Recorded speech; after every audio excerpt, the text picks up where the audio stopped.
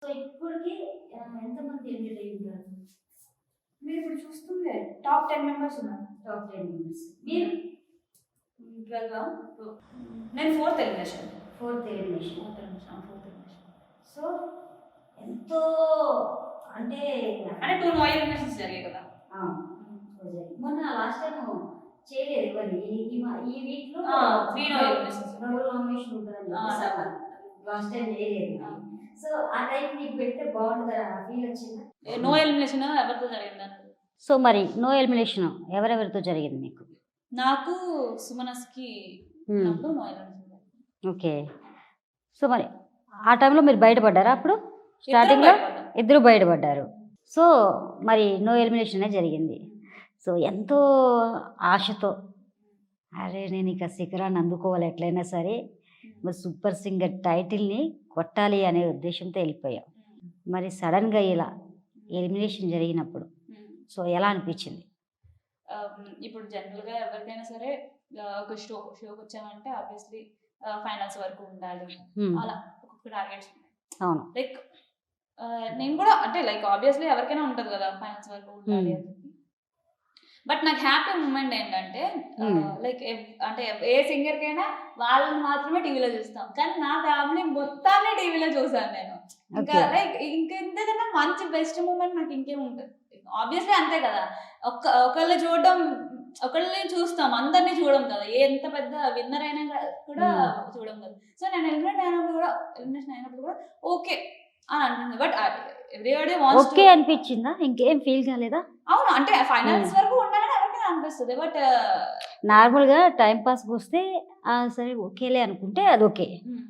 But నాన్నకి ఎదిరికిచ్చి నాన్నకు తెలియకోకుండా నువ్వు చాటుమాటున వచ్చి సింగింగ్ అన్నిటికీ ఓకే చేసుకొని స్టేజ్ మీద పర్ఫామ్ చేసి నాన్నని మళ్ళీ నీ స్టేజ్ మీద చూసుకొని అన్ని చేసిన తర్వాత కూడా నీకు మళ్ళీ ఎలిమినేట్ అనేసరికి అసలు ఆ ఫీల్ అనేది వర్ణితీతమైనది సంథింగ్ అంటారు, ఒక వర్డ్ వర్ణించలేదు, అసలు ఆ బాధ తట్టుకోలేము అంటారు. సో ఆ వేలో ఏమన్నా ఫీల్ అయ్యవా లేకపోతే లైట్ తీసుకున్నావా? అంత అంత బాధపడిపోలేదు నేను యాక్చువల్లీ. అది నేను యాక్చువల్లీ స్టేజ్ మీద కూడా ఇదే చెప్తా, అంటే ఒకవేళ ముందు వీక్ గానీ ఆ ముందు వీక్ గానీ ఎలిమినేట్ అయి ఉంటే నిజంగానే మీరు ఇప్పుడు అన్నదంతా జరిగేదేమో.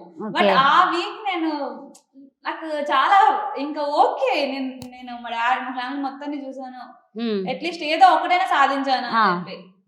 సో అందుకు ఇట్స్ ఓకే, మరి ఇట్ హ్యాపెన్స్. అంటే ఎవరైనా సరే ఎలిమినేట్ అవ్వాల్సిందే ఫైనల్స్ కి. ఇప్పుడు ఫైనల్స్ వెళ్ళే వాళ్ళు కూడా సెమీఫైనల్స్ వాళ్ళు ఎలిమినేట్ అయిపోయినట్టేగా. అవును. సో ఆబ్వియస్లీ ఎలిమినేట్ అవ్వాల్సిందే. ఓకే.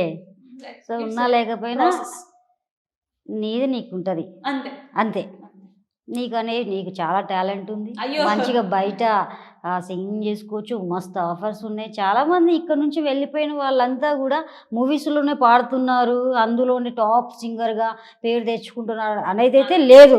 ఆబ్వియస్లీ అందుకే ఈవెన్ రాహుల్ అన్న కూడా అదే అన్నారు, నేను కూడా ఒకటే నమ్ముతా, ఇది పోయిందంటే ఆబ్వియస్లీ ఎందుకన్నా మంచిది. మొత్తం ఈవెంట్స్కి అంకితం అయిపోయారు సింగర్స్, మొత్తం ఈవెంట్సే చేస్తున్నారు. వాళ్ళు కూడా రికార్డింగ్స్ చేస్తున్నారు, అంటే లైక్ అంటే రికార్డింగ్స్ అంటే ఓన్లీ మూవీలో పాడి పెద్ద పెద్ద పాటలు పాడితేనే రికార్డింగ్స్ అనుకుంటున్నారు.